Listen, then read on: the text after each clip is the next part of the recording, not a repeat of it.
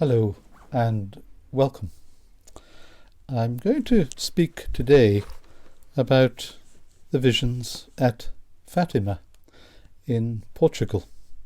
Here is a book on Fatima in Lucia's own words, Lucia being the eldest of the three visionaries.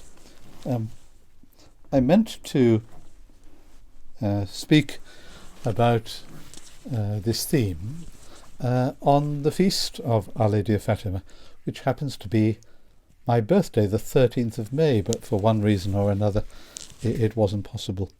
But today, as we prepare for the feast of the Immaculate Heart of Mary on Saturday, it's appropriate to look to Fatima and its message, because at the heart of Fatima is indeed a revelation of the Immaculate Heart of Mary and its significance.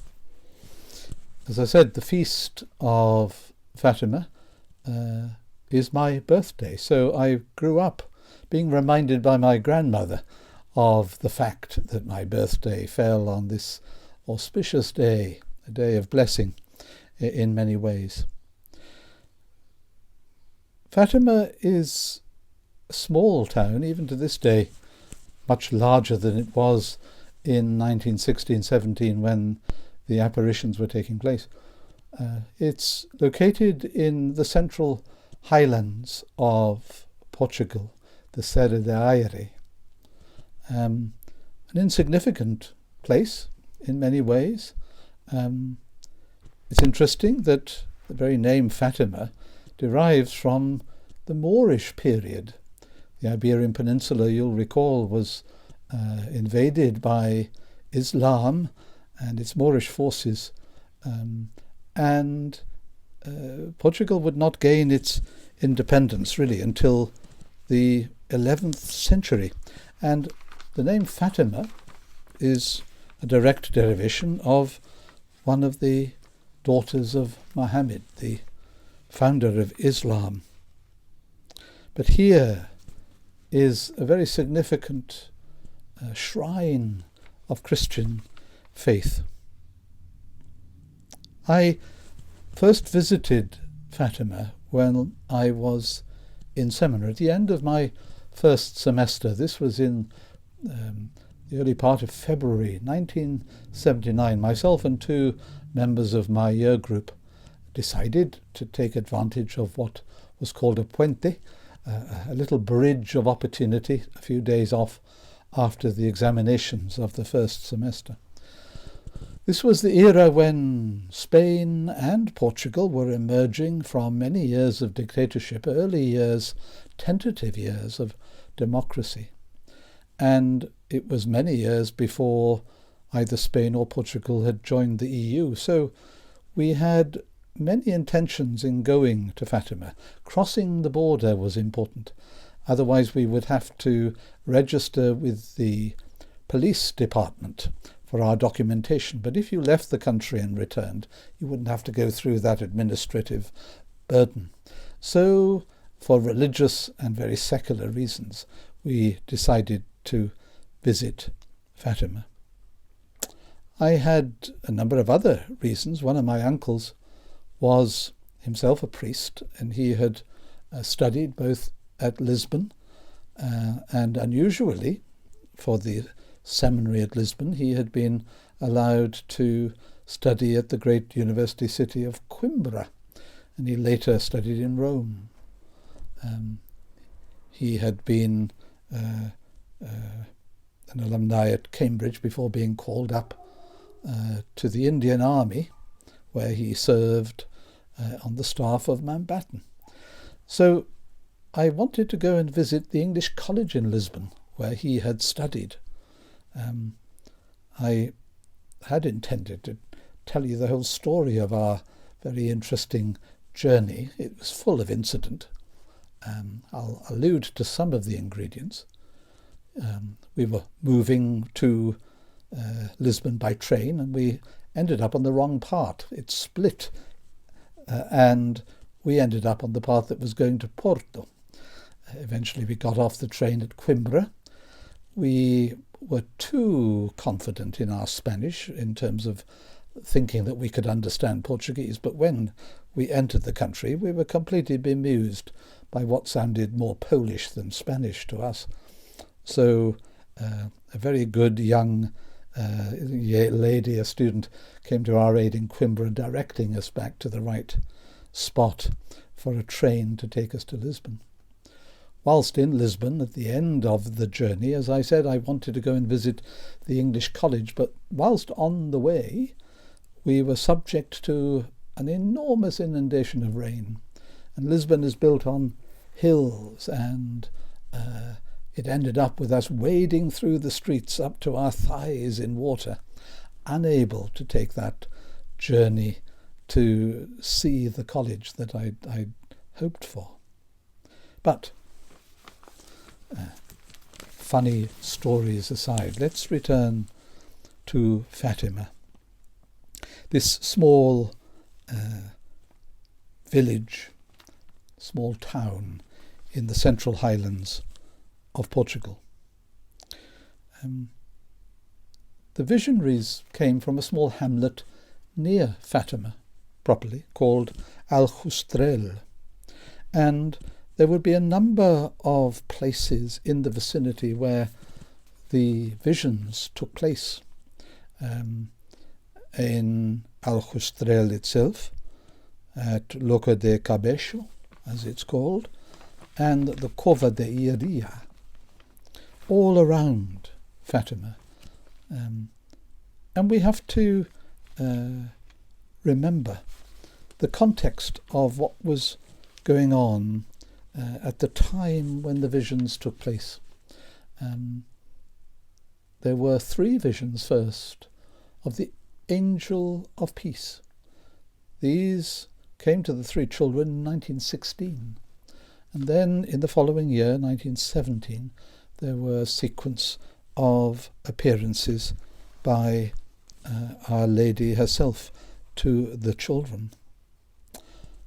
The world was consumed with the outbreak of the First World War. Portugal was a combatant on the Allied side, Portugal being our most ancient ally. So they joined Britain in opposing Germany and its allies, not really contributing much to the European war, but in the colonies of Africa and in naval terms they contributed.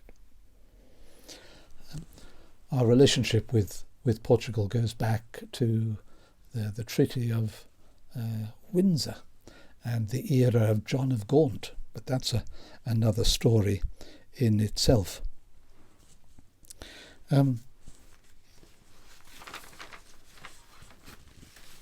With the war as the background, we also have to account for the fact that Portugal was going through an enormous change. In 1910, there was the fall of its monarchy, and a very secular government had taken hold.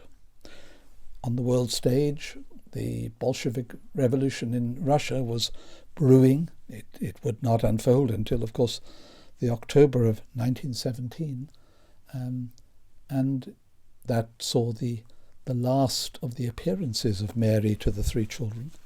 So an interesting combination. Let's say a little about the 3 children who received the visions. The eldest was Lucia dos Santos. She was but 10 years old when the appearances took place. She was born on the 22nd of March 1907, and she survived until 2005. She was the youngest of 7 children and a cousin to the other 2 visionaries, Francesco and Jacinta de Marto. Lucia, being the eldest, became the target of most suspicion in terms of the reception of the messages that the children were sharing at the time of the visions, much under attack. Lucia would, in 1921, under the direction of the local bishop, move to the care of the Dorothean sisters, the Institute of St. Dorothy near Porto.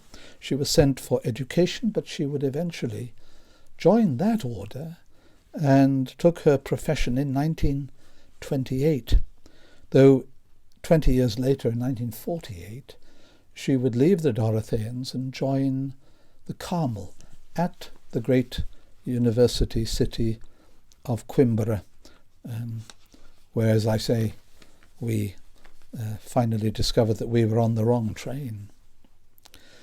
Francisco was 8 years old at the time of the visions. He was born in 1908 and died in 1919 as a result of the influenza, a pandemic, very pertinent for our own time now. It's interesting to note that he was present for all of the appearances, but although he could see the angel and Our Lady at all these appearances, he could not hear what was being said. He was not a participant, neither hearing nor speaking to either the angel or to Our Lady. He fell ill, as I say, in 1918 and died on the 4th of April, 1919. Just before his death, he made his first Holy Communion. The youngest of the visionaries was Jacinta, only 7 years old at the time of the visions.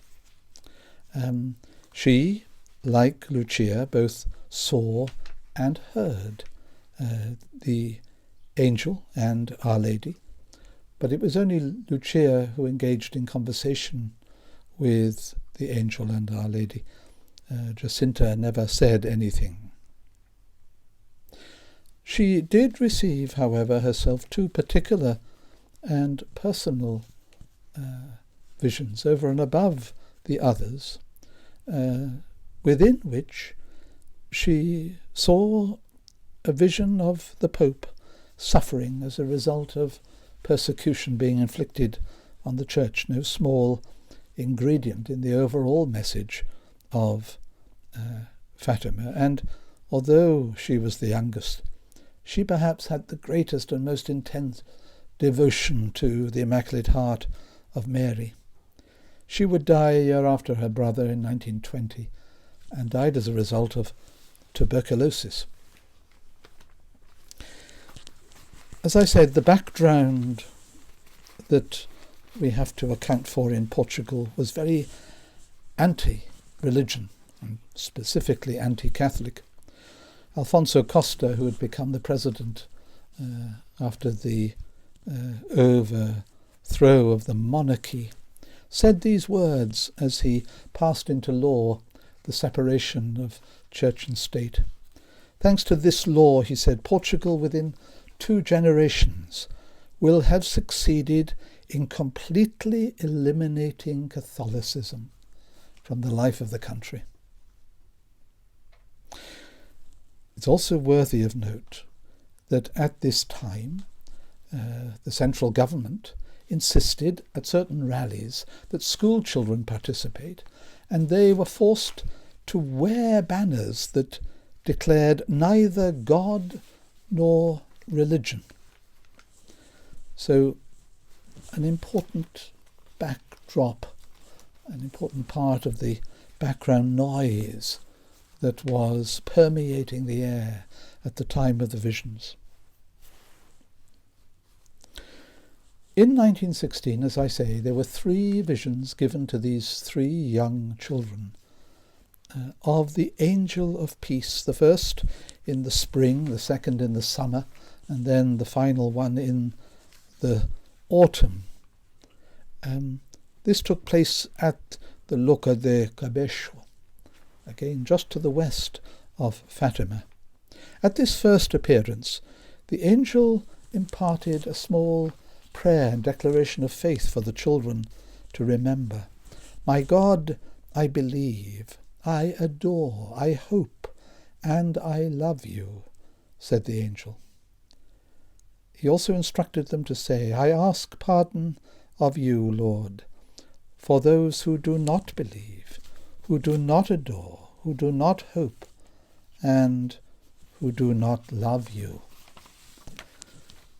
In the summer, a second appearance took place, this time just behind Lucia's house at the well in the garden. And the angel instructed all three of the children to pray constantly and to offer in sacrifice all that they did, all for the purpose of reparation for sins in the world and for the calling to conversion of all the peoples of the world. In the autumn, again back at the location where he first appeared, the angel appeared to the children holding a chalice and also raising the sacred host of the Eucharist. There was a proclamation of the body, blood, soul and divinity of Christ in the Holy Eucharist, pertinent for our recent celebration of Corpus Christi. And also the angel instructed them regarding the centrality of the doctrine of the Holy Trinity, of the Sacred Heart of Jesus and the Immaculate Heart of Mary. Following these three apparitions, in 1917, the following year, there began on the 13th of May a sequence of appearances to the three. This time in a different location, near Aljustrel, their hamlet home, at the Cova de Herea. And the question posed initially of the children by Our Lady was, are you willing to offer yourselves for the sake of the faith? A second appearance took place on the 13th of June, the feast of St. Anthony of Padua, or as he's known in Portugal, Anthony of Lisbon, for he was, of course, born in Lisbon and he was patron of Portugal. On this great feast, the 13th of June, another apparition came to the children. This time, as the children had informed members of their own family, and therefore the news of the original apparition had grown, they were accompanied to the spot by a number of supporters, but also by a number of opponents, people who were already at this stage accusing the children of lying and stood in direct opposition to all that they had said. But in this second apparition, Our Lady appeared with her own heart held within her hand and pierced by thorns, a sign of her own suffering and the suffering of the Church. The third apparition took place on the 13th of July, and here there is more explicit revelation of the fact that the Rosary is to be honoured. I have here on my right-hand side an image of the original statue. Two statues are associated with Fatima.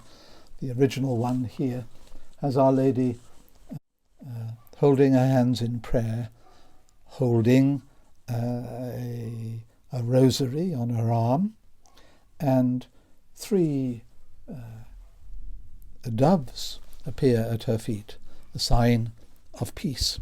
The other statue associated with Fatima is an image of Our Lady in her Immaculate Heart. On this occasion, on the 13th of July, as the Rosary is honoured, again the children were asked to sacrifice themselves for sinners.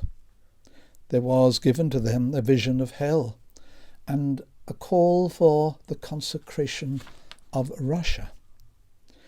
And it was on this occasion that the children were informed of that great prayer that is associated with the recitation of the Rosary in honour of Fatima. O my Jesus, forgive us our sins, save us from the fires of hell, lead all souls to heaven, especially those who are in most need of your mercy. The children expected an appearance on the 13th of August, and there would have been. But whilst en route to the location, the local administrator, under the guise of claiming that he was going to accompany the children, abducted the children and took them in for questioning. By this stage, national newspapers were interested in what was going on, and in an attempt to suppress the whole undertaking, the administrator kept them in custody for 2 days, not letting them home until the 15th of August. On the 19th of August, there was the 4th appearance to the children by Our Lady, once more simply calling them to pray constantly and to offer sacrifice.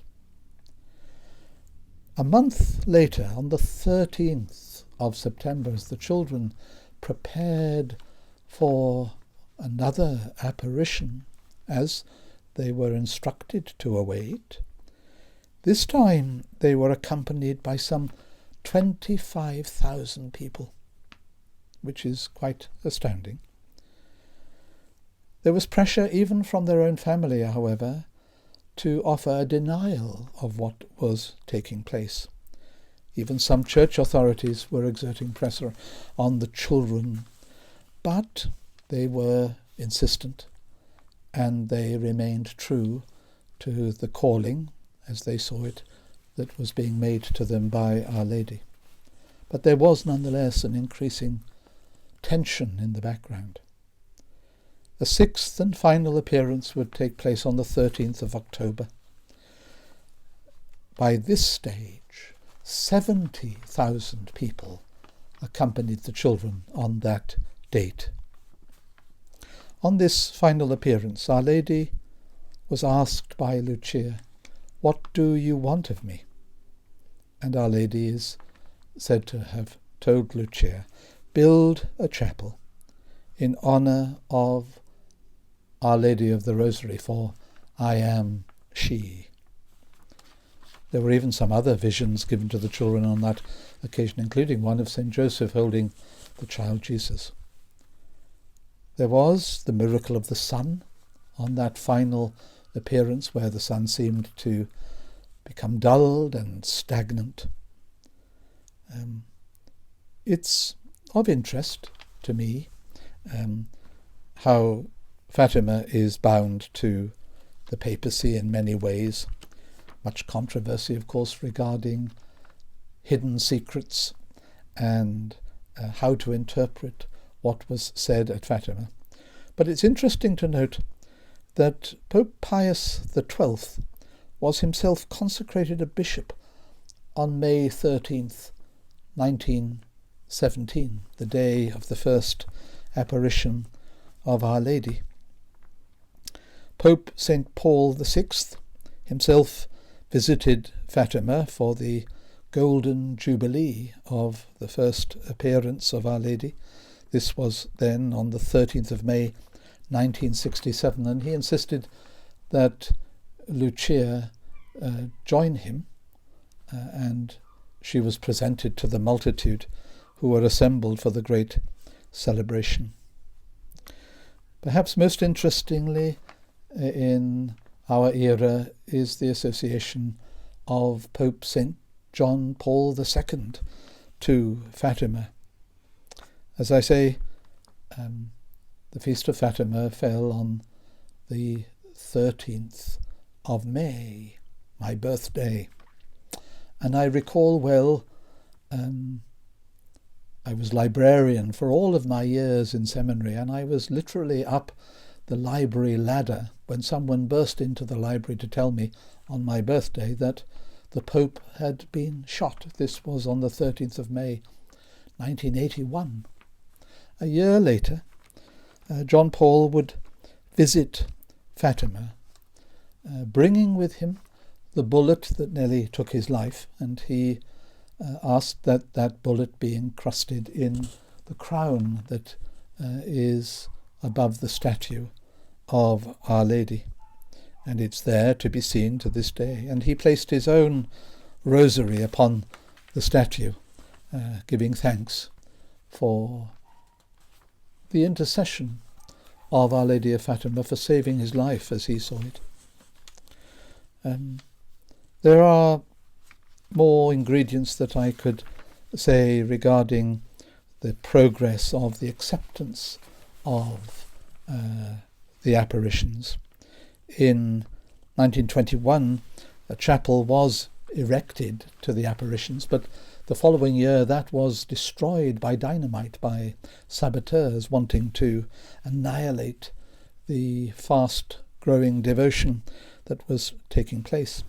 In that same year, 1922, the local bishop instituted the Commission of Inquiry, and in 1926, giving some approbation in itself, there was a visit from the Apostolic Nuncio to Portugal. The following year, the Holy See granted the privilege of a votive Mass to be offered in honour of the apparitions of Fatima. And in 1928, the first stone of the great sanctuary and basilica was set in place. The following year, 1929, Lucia received another personal revelation. The other two visionaries of the original set of apparitions had already died, of course. By this time, Lucia, still a Dorothean at this time, was in the convent of the Dorotheans in Tui, in Galicia, in the northwest of Spain, having left Portugal. And here there was the reiteration given to Lucia that there should be a consecration of Russia, part of the message that had been given by Our Lady in the original apparitions. In 1930, it was the then local bishop who issued a pastoral letter declaring that the apparitions were worthy of belief by the faithful. And in the following year, 1931, all the bishops of Portugal undertook a pilgrimage in recognition of Fatima. And during that pilgrimage, the bishops consecrated Portugal to the Immaculate Heart of Mary.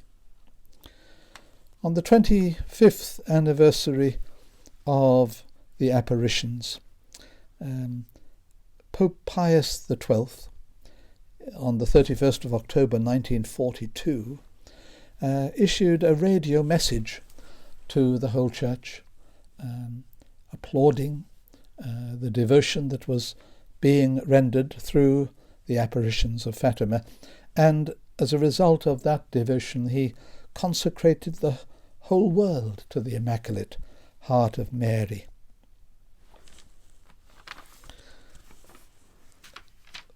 Pope St. John the 23rd made a visit to Fatima whilst he was Patriarch of Venice. This was on the 13th of May 1956. 2 years later, of course, he would himself become Pope. All these popes then that I've mentioned, Pius XII, John the 23rd, Paul VI and John Paul II, have guided the Church to listen to what was revealed through the apparitions of Fatima. And we will do well, as we approach the Feast of the Immaculate Heart of Mary, to take stock and to pause and to pray and to devote ourselves to prayer and to sacrifice for the conversion of the world, for our own sanctification and for the sanctification of the world. Francesco and Jacinta, the two young visionaries who died so young, they were both beatified by John Paul II on the 13th of May in the year of the millennium, the year 2000. And Pope Francis canonized them both on the 13th of May 2017, the centenary of the first apparition. And this canonization took place at Fatima itself.